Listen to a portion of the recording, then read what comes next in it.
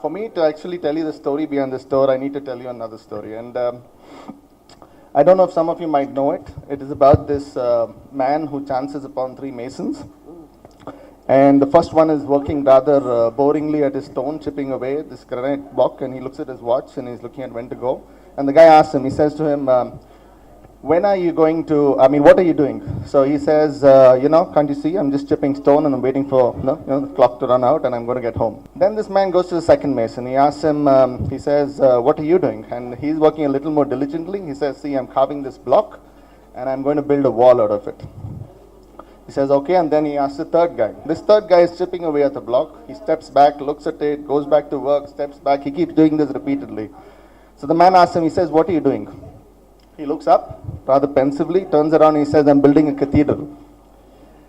What this story tells us in a sort of, with startling clarity, is a sense of purpose. And when you have purpose in your life, it not only brings in a certain attitude towards the way you work, it also leads to a certain sense of perfection with which you want to work. And I think that's the first thing that caught my attention when Sashi walked into my office a month ago. She says to me, she struck me as a person with purpose. That aside, she was confident, she was comfortable in her own skin, and that was what was most important. And she said to me, she says, my clients are the people who make me who I am. And that's what you told me very, very clearly. I remember this distinctly. You said the clients are the ones who make me who I am. And she said, I want this store to be about them. She said, it shouldn't be intimidating. Yes, it's a fashion label. Yes, it's a fashion store, but it should be for one and all. For you, for me, for the average person. It's not just about beautiful people.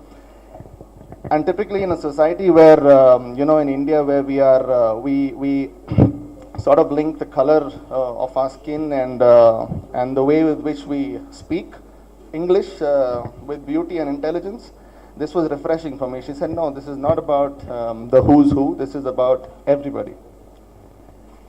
So, why am I telling you this story? The design I clearly understood had to be about her story and about her, and the store had to sort of speak about it in a sort of at a subconscious level. And that's what I went about doing. So after researching all the Satyasachis and the Tarun Thailianis, going to stores all across India and seeing what they have done, I said, let's make this store a little more human.